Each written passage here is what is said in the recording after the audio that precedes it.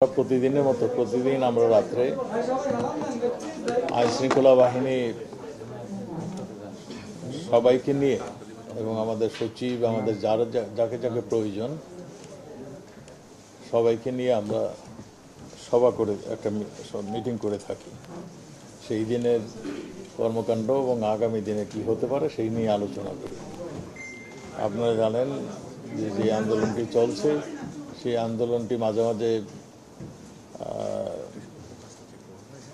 ওটাকে বলে রক্তাক্ত আন্দোলনে পরিণত হচ্ছে, কখনো বা হিংসাত্মক আন্দোলনে পরিণত হচ্ছে।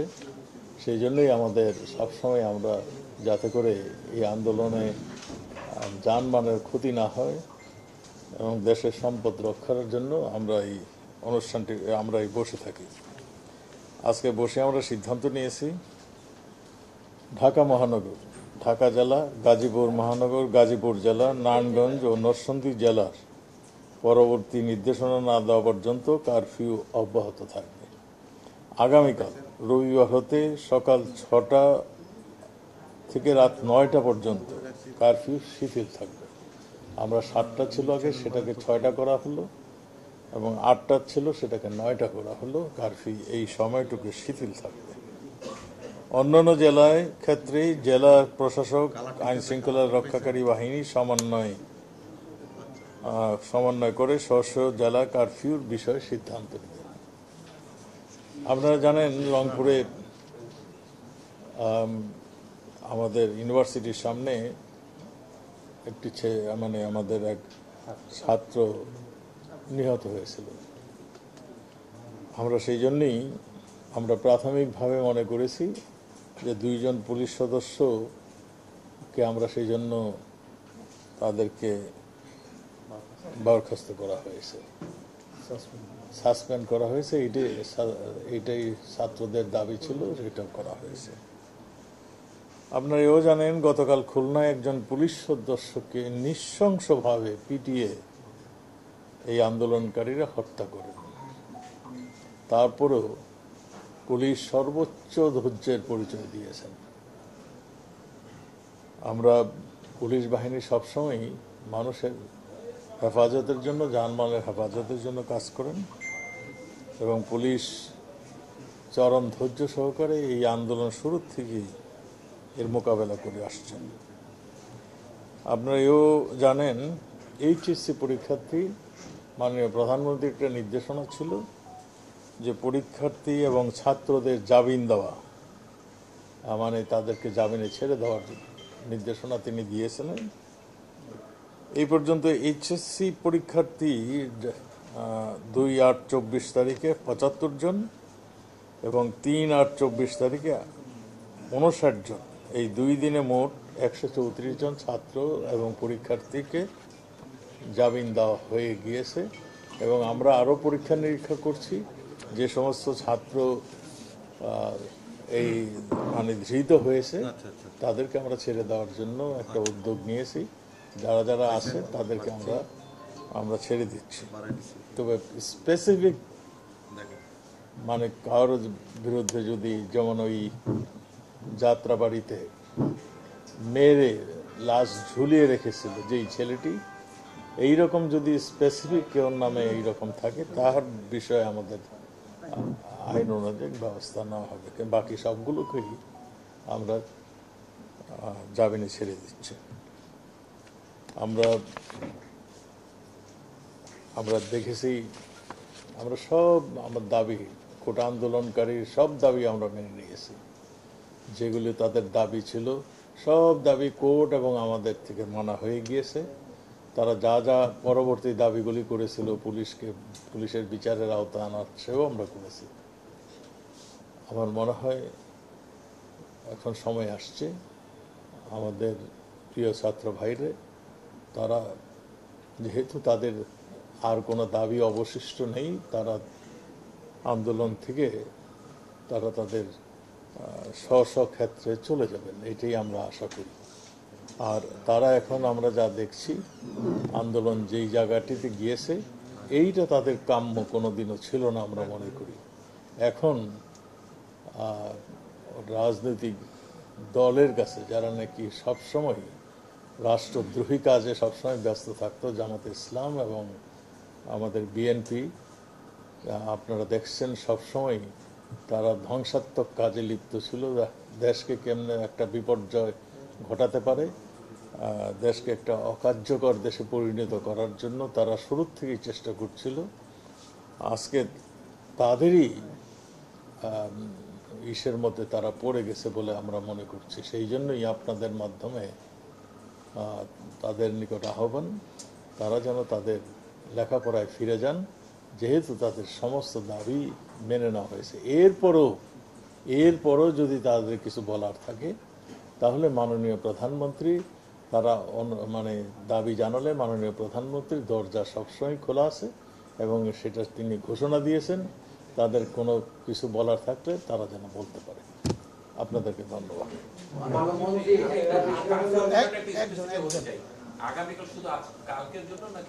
না না, এটা কন্টিনিউ করবে পরবর্তী নির্দেশ না দেওয়া পর্যন্ত। মাননীয় আগামীকাল থেকে আন্দোলনের অসহযোগ আন্দোলনের ডাক দিয়েছে, তো আইন শৃঙ্খলা বাহিনী বা প্রস্তুতিটা কেমন যদি একটু বলতেন আপনি? আমি তো মনে করি তারা এটা ভুল মানে আন্দোলন করছেন। আমি তো শুরুতেই বললাম, যেহেতু তাদের সমস্ত দাবি মেনে নেওয়া হয়েছে, কাজেই তাদের এই সমস্ত মানে এই অসহযোগ আন্দোলন মানে আমার মনে হয় তাদের তুলে নেওয়া উচিত। মন্ত্রী সম্প্রতি তারা বেশ কয়েকজন মন্ত্রী, আপনি সহ বেশ কয়েকজন মন্ত্রী পদত্যাগও তারা দাবি করেছেন। আপনি বলছেন করেছেন, কিন্তু এখন যে পর্যায়ে গিয়েছে, আজকে আমরা ঢাকা শহরে যেভাবে তাদের প্রশাসন দেখলাম এবং সার্বিকভাবে আপনার কাছে আমাদের চেয়েও অনেক ভালো খবর আছে, ছবি আছে, সবই আছে। যে পর্যায়ে গিয়ে দাঁড়িয়েছে তাতে করে দেশ যেদিকে যাচ্ছে, আপনারাও অনেক, জনগণও অনেক, আমরাও অনেক, সবাই, আমাদের সাংবাদিকরাও আজকে বিভিন্ন জায়গায় বিভিন্ন পরিস্থিতির মুখোমুখি হচ্ছে।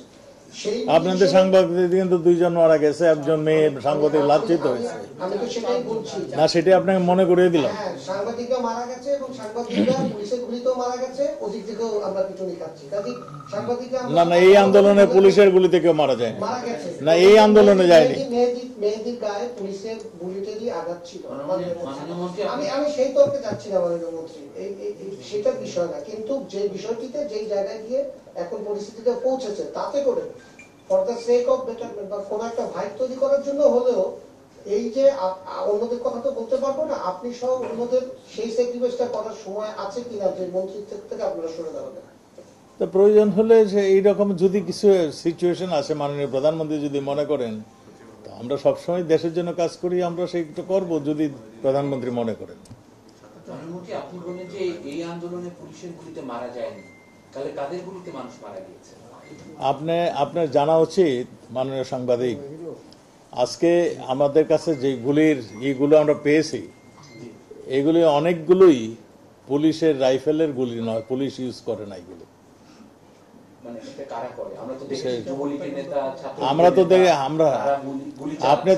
আপনার যুবলীগের নেতা দেখেছেন, যুবলীগের নেতা তাদের বাধা দিতে গেছে, গুলি করতে যায় নাই। আপনি নিশ্চয়ই জানেন আমার ছাত্রলীগের নেতা কয়জন মারা গেছেন, আপনি নিশ্চয়ই জানেন আওয়ামী লীগের নেতা কয়জন মারা গিয়েছেন।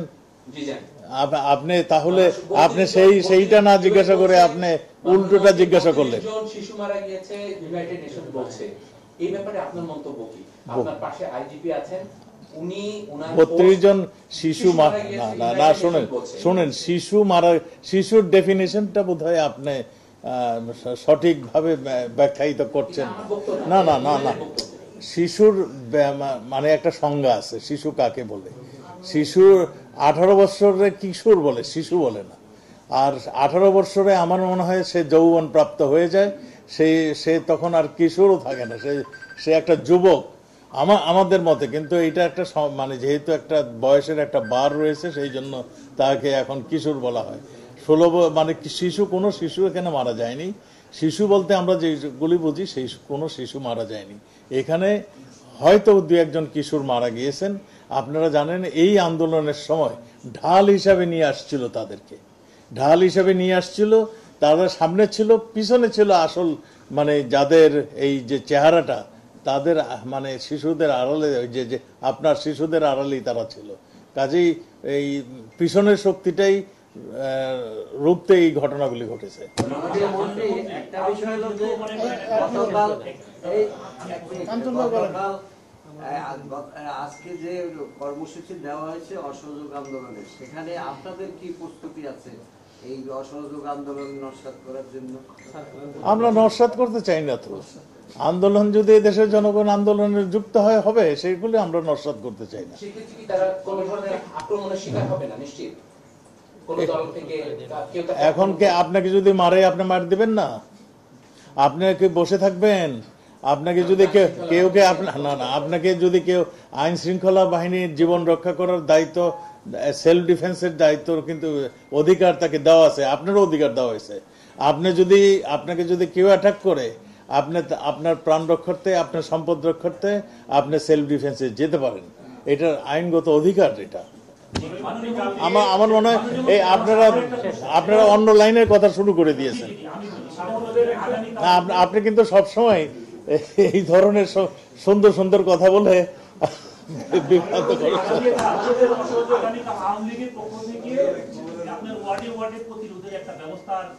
প্রতিরোধ নয়, আমি আপনাদেরকে বলি, আমি এটা স্পষ্ট করে বলে দিই, আমাদের শোকের মাস চলছে। আমরা এই মাসটি কি বঙ্গবন্ধুর আমার শাহাদাত বরণের মাস। আমরা এই ধরনের সেই দিন 21শে আগস্ট গ্রেনেড হত্যার মাস। এটা আমরা এই মাসটাকে আমরা শোকের মাস হিসাবে পালন করে থাকি। কাজেই আমরা শুরুর থেকে এই মাসটাকে যথাযোগ্য মর্যাদার সঙ্গে পালন করি। এটা আমাদের আজকে মানে বঙ্গবন্ধু শাহাদাত বরণ করার পরের থেকে এটা চলছে। কাজে এইটা বিশেষ করে এই নতুন করে এখানে কোনো এখানে হয় নাই। এখানে মাইক বাজবে, এখানে এসে সবাই একটু আলোচনা করবে, মানে তবারুক বিতরণ করবে, এটা প্রচলিত নিয়ম হয়ে দাঁড়িয়েছে।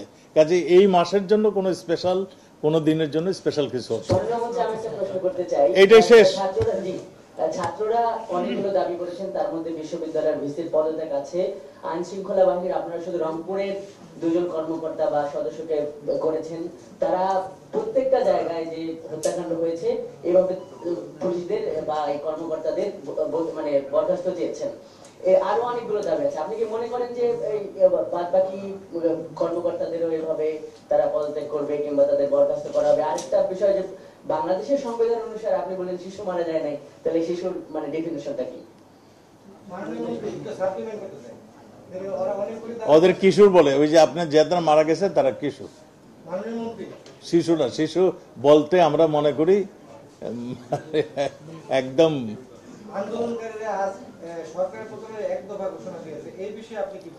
আমি সেই জন্যই তো বলছি যে আন্দোলনকারীরা সেই কোটা আন্দোলনে নেই, ছাত্রদের আন্দোলনে নেই, এখন রাজনৈতিক আন্দোলনে চলে গিয়েছে।